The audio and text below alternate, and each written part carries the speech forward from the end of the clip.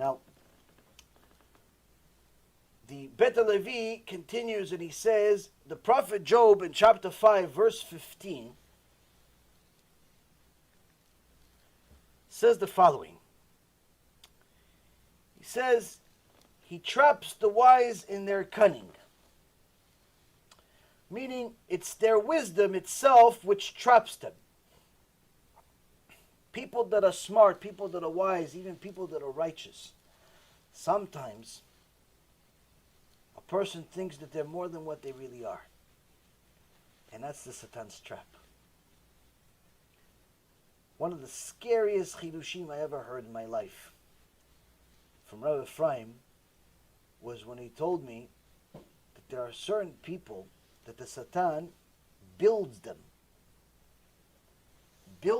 to become big rabbis, famous speakers, big tzaddikim,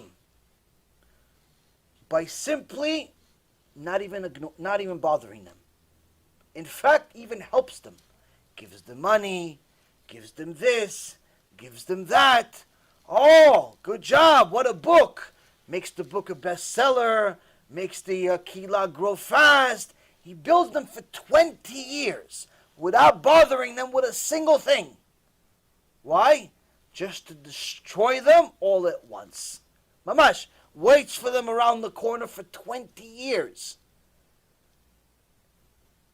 Waiting for the moment where they have their guard down, just so he can destroy them, take all of the kedusha from them that they've actually acquired over those 20, 30 years, all of that Chilul Hashem that's created, all of those Baalei Teshuva, all of the mitzvot, all of the Torah, all of the books, everything that they did, takes all of that. Now he's rich. To me, that's one of the scariest things you can. Why? Because it puts together a realistic picture of what happened 2,000 years ago.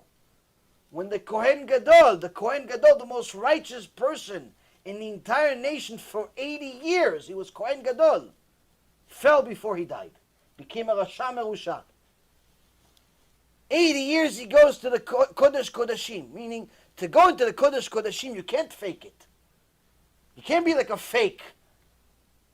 You have to be mamash, tzaddik. 80 years. 80 years, Gdol Adol tzaddik, ended up becoming a Sadducee, a heretic. Now that's 2,000 years ago. It's hard to visualize that. Or you can just say, oh, that's some one person. But the picture we just painted, that's everybody. That could be anybody. That could be you, that could be me, that could be anybody. Meaning you cannot even trust the person you see in the mirror, no matter how much Torah you have. To me, that's one of the scariest things there is. Because no matter how much Torah you think you acquire, no matter how tzniut you are, no matter how much mitzvot you do and how much tzedakah you gave, the Satan literally could be the one helping you do it just so he could destroy you. So rest assured you can never rely on yourself until the day you die. Just like the Mishnah in Avot says. But sometimes our own wisdom, our own learning is what traps us. Why? Because we think because we did some good things, because we learned some Torah, that means that we know what we're doing. Yetzirah can't touch me. That's exactly the moment the Yetzirah breaks down the door and says, I'm the boss now. I'm the boss now.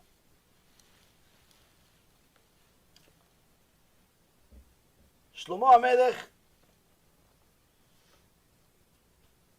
is one of the examples that's used here, where it says that the story of Shlomo HaMelech in Gemara Masechet Sukkah, it's one of the most famous ways that we see that even his wisdom, that was only second to Moshe Rabbeinu, the Gemara in Masechet Rosh Hashanah says. Moshe Rabbeinu had a chokhmah that cannot be compared to regular mankind. But Shlomo's chokhmah, his wisdom, no man could ever get to. He had a special gift from Hashem. Even with his wisdom, that he knew the language of the trees. He knew the language of the birds. He knew the language of the shedim, the demons. He knew all types of things that we didn't even think is something that you could acquire.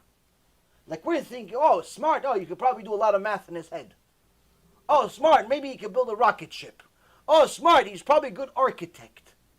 That's what we think wisdom is, and it is, but that's only a small part of wisdom. It's only a small part of wisdom. The type of wisdom that Shlomo HaMelech had is something that's very hard for us to even imagine. Now, Shlomo HaMelech one time saw the Malach HaMavet. And the Malach HaMavet is smarter than Shlomo HaMelech. But the best thing about the Malach HaMavet is that he plays stupid. He plays like he's a victim.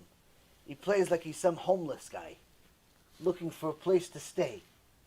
And he tells Shlomo, yeah, it's a tough day. It's a tough day for me. Because why is it a tough day? He says, listen, I've been assigned, one of my jobs is to take neshamot. That's my job. I didn't ask for this job. That was my job. And one of my job is to take the neshama of two people that work for you. Two people that you like a lot. Achya and Ilichav, the sons of Sisha. They were both scribes. They both wrote mezuzot, sifrei Torah, Megillot, things of that nature. Both really righteous people. And Shlomo HaMelech gets nervous. He says, wait, hold on a second. Don't touch him. What are you talking about? No, I can't. I'm having a tough time. Doing it. Having a tough time doing it. So that's why I'm sad, because HaShem told me I have to do it. And I don't want to disappoint HaShem. At the end, this is my shlichut. This is my job. I'm not doing it for me. I'm not enjoying it. It's not like I'm having fun. This is my job. So HaShem sends me to go take the neshamot of two people, and I can't do it. I get really, it's upsetting. It's upsetting. So Shlomo, in his wisdom, said, what could I do to save these two tzaddikim from Malach HaMavet? Now, to go pray to Hashem, it's too late. It's too late. Why it's too late? Because the Gemara in Maseret Rosh Hashanah says that if the Gezerah already happened, it's too late for you to pray. You have to pray before the Gezerah happens. Before it happens. So, he already sees Malach HaMavet is here already. If he just heard there's rumors that could be something, or he saw them sinning, and he could be, that this could lead to death penalty, then doing tshuva and doing maasim tovim and good deeds and so on, yes, that's the time to pray. But if the bad decree already happened, it's too late to pray now. You have to do something exceptional. You have to do something above the ordinary. That's why it says tzedakah tetzil mimavet. Why is tzedakah tetzil mimavet? First and foremost, that tzedakah is damim. Money is considered blood. You're in essence replacing that life for a different life. So one of the worst things that I see sometimes is people being stingy when their life is on the line. It's one of the dumbest things in the world. Like, for example, sometimes people tell me, oh yeah, such and such has cancer, or such and such has a car accident, or such and such is having a surgery tomorrow, and they're going to put him to sleep. Even if it's the simplest surgery in the world, even if it's like, I don't know, like one of these surgeries that's an elective surgery, like you don't really have to do it. They're going to give you a colonoscopy or something. Just your checkup first time every few years. Before you do it, you first and foremost should give a ton of tzedakah before that. And promise to give more when you finish. Why? Because right now, your life's on the line. Your life's on the line. People don't understand this. They think, no, why? What's the big deal? You just give me a shot, I go to sleep, I wake up. What's the big deal? It's a big deal. It's a big deal. Trust me, I know. It's a very big deal. You think you go to sleep, you wake up, everything's okay? It doesn't always work that way.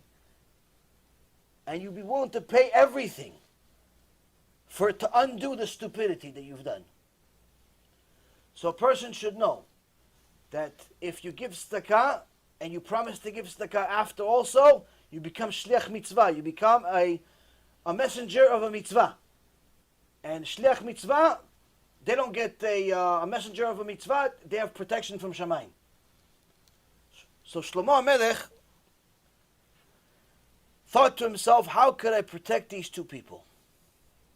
What could I do? Well, there was a city called Luz. And this city was a special city that nobody died. Why didn't it die? I believe it was at the time of Yeshua ben Nun, the Gemara says.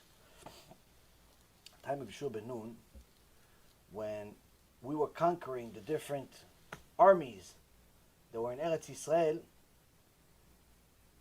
there was one city that we went to that had a very special gate, very special choma. How do you say choma? Like the walls. Walls protecting the city. And there was no way to enter it. There was no doors. There's no way to enter the city. So they saw somebody leaving the city. He said, how do you get to Luz? How do you get there? And the person said, some say he just did with his head, some say he pointed. And that gave us the understanding of how to enter the city and destroy it. So in Shamayim, there's no such thing as doing something good without getting rewarded for it. So Hashem says, what was the reward for that one person that helped Am Yisrael? What was the reward? Hashem says, that person went to a city, and Hashem made that city the city of Luz, where no one's ever going to die there. Why? You help save Am Yisrael lives, I'm going to give you eternal life. Pretty much, if you want, if to die, you have to want to die. We have to leave the city on purpose. Anyone that just got sick of life says, okay, I'm done with life, leaves the city borders and dies on the spot. 190 years old, 500 years old, whatever it is. Now, some people say this city still exists because according to the Torah, technically it says Ad Olam. So there could be a place in the world that people don't die, but I doubt that they are on Twitter and Facebook because they want to live. But anyway, Rabotai Yekarim, Shlomo HaMelech knew about the city. With his wisdom, he knew about the city. And he knew that this is the way to save his friends. So since he knew all the languages, he commanded the Ashmadai, the king of the demons, to come to him and take these two people to the gate of Luz, to get them to Luz. Why? As soon as they enter, he can't touch them anymore. Why? It's a place no one dies. There's a rule from Shamayim, no one dies in the city. So that's exactly what happened. He brought them there, and Shlomo was happy. So the next day, Shlomo was really happy because he did his job. He sent his friends to save his life, save their life, but he sees the Malach HaMavet, happy, lucky, everything is great. Hey, Shlomo, how are you? How are you? How's your family? How's everything? All of a sudden, he's not Tisha B'Av. All of a sudden, he's happy. Why? What's so happy about it? You were sad yesterday. Why are you happy today? That's fishy. Satan is happy? That's dangerous when Satan is happy. Oh, you're never going to believe it. What a fantastic day it ended up being for me yesterday. He says, excuse me? He says, well, it was a fantastic day. What do you mean? You told me that you were sad because you couldn't kill my two friends. He goes, exactly. He says, but what happened? He says, well, this is what happened. Hashem told me that I couldn't kill them as long as they were in your castle. I was only allowed to kill them if they went to the gate of Luz. And I said to myself, how am I going to get these two guys to go to Luz? And that's why I was sad. I couldn't kill them. And Baruch Hashem, you sent them to Luz. So thank you very much, Shlomo HaMelech. The wisdom of Shlomo HaMelech couldn't even fool the Satan. Needless to say, neither could we. So here we see that the Bet Levi shows us an example of not someone smart or clever. The smartest, the cleverest of all failed miserably next to the Satan. Why? We cannot beat the Satan without Hashem. We cannot beat the Satan from our own wisdom. We cannot beat the Satan with our own power our own strength. We can only beat the Satan with Hashem. Meaning, we have to think instead of what's a good idea, we have to think differently. What is Ratzon Hashem? What is the will of Hashem? Not what's a good idea. What's a good idea is implying that you're going to come up with an idea. That's wrong. Why? Because 50-50 shot, whether your idea is good or it's from the Satan himself. Maybe the Satan's giving you the idea. What's Ratzon Hashem? Ratzon Hashem, always a good idea. You don't have to ask what's a good idea.